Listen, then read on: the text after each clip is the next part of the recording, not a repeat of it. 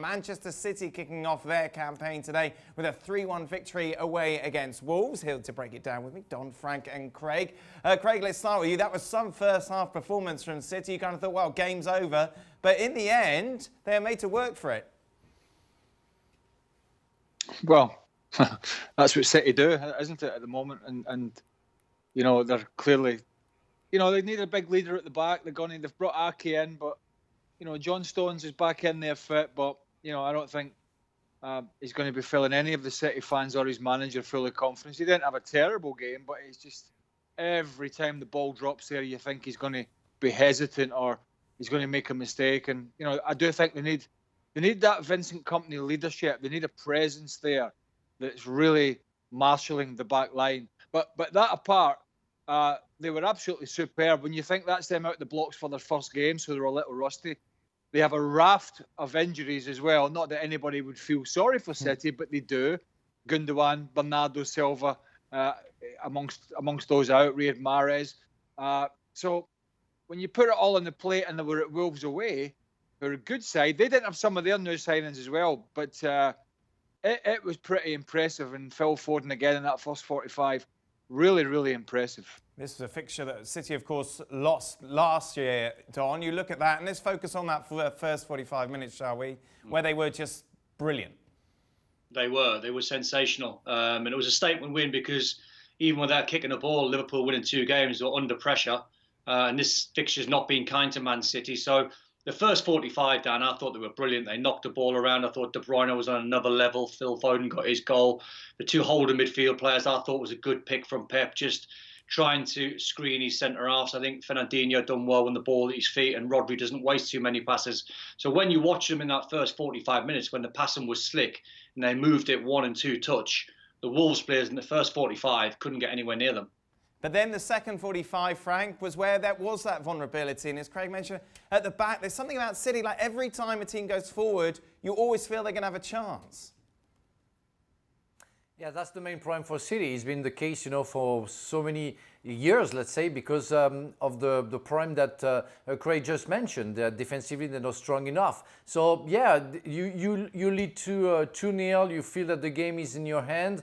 And suddenly you have one attack from the Wolves, and then you start having some question marks about how you're going to defend. And then it increases, and more you wonder, until you concede a goal, and then you start shaking, and it's becoming a nightmare. So that's the main problem that City has. They had a fantastic first 45 minutes, but as soon as they are under pressure, as soon as they wonder how their football has gone, they have a problem. And it was the case. They should have been prepared for that, because of course it would have a reaction from the Wolves.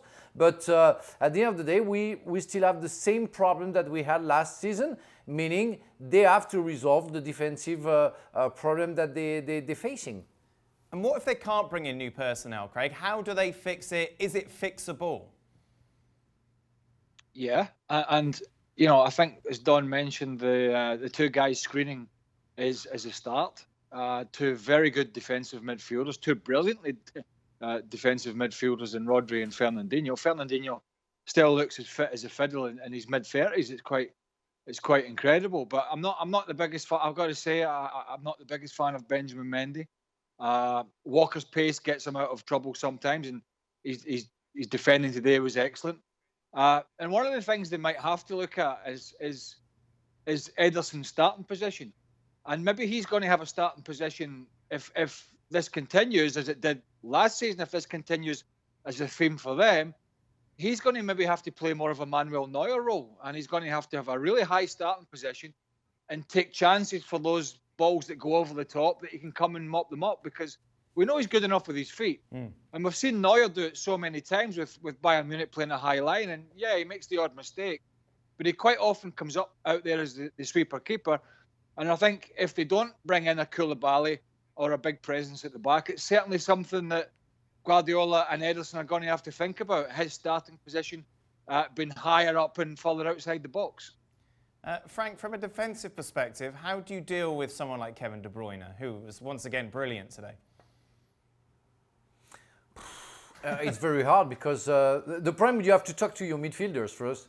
You know, that they have to do the job, that they have to try to stop him before he gets the ball. And after, when he faces you and you know that he's going to deliver a fantastic assist, most of the time it's what it is, you will have to compensate and work all together to, let's say, to cover each other the best you can, to make sure that you're not going to allow him to put a ball between you and one of your teammates.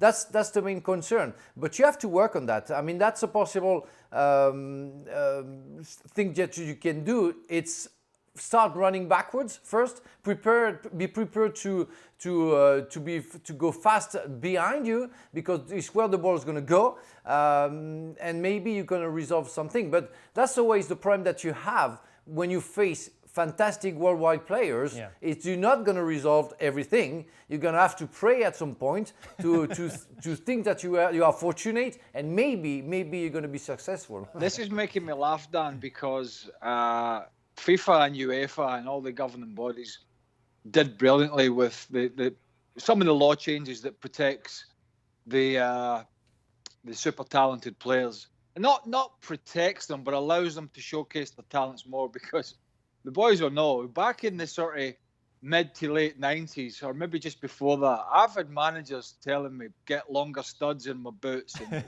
get out there and absolutely smash him in the first minute, kill him, smash him, 2-foot him, all that. It just makes me chuckle, because we all used to have it, and we all used to hear it, and you just can't do it anymore, because you're going to go for an early bath, and that sort of law change, although some of the almost non-contact free kicks we see at times are frustrating. It is, the laws are there to be able, these guys, to go and showcase their talents. But from a midfielder or defender's perspective, it's really frustrating that you can't go out there and be really aggressive from the first minute. Because if you miss time or tackle on one of these guys, and there's every chance that's going to happen with their ability, you're going for an early bath. I tell you what, that's epitomised. If you've ever seen the Maradona documentary, which is fantastic, they just kick him left, right and centre for 90 minutes. And unfortunately now, obviously, the game has evolved. I'm not sure if you would have got a game, Don, now, but there we are. What else stood out from you from today's win? I just thought City's class. I thought Wolves in the second half, in all honesty, carved out some brilliant chances. Jimenez missed an absolute sitter. Podence, when he went 1v1 with the goalkeeper, he tried a lob, which was never really the right technique to try and pull off. But it still gives everyone hope then. The teams at the top of the league, that City are not the finished article. I think Craig's absolutely right. When you look at Man City, they need a presence. They need someone that can stand in that centre-half position. And then when the team sheets come out, because when the team sheets come out to me, Dan, it wasn't the most scariest Man City 11 I've ever seen. So it screamed of maybe his weakness at Mendy's side, weakness at Walker's side. The two centre-halves are trying to gel together. We know what they're going to be like going forward. But, I think Guardiola's style, we're buying Ferran Torres. It looks like he's going to try and solve one or two issues at the back. But like Pep always tells us, they'll try and score more goals.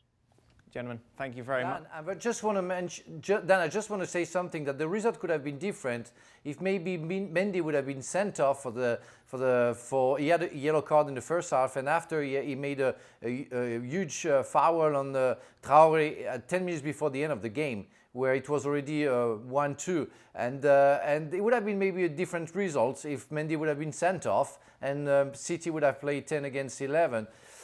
That's a rough decision. I have to accept it, but it would have been interesting to see if the result would have been the same with 10 guys against 11, especially with all the defensive problem that City are facing. Thanks so much for watching ESPN on YouTube. And for more sports highlights and analysis, be sure to download the ESPN app. And for premium content and live streaming, subscribe to ESPN Plus.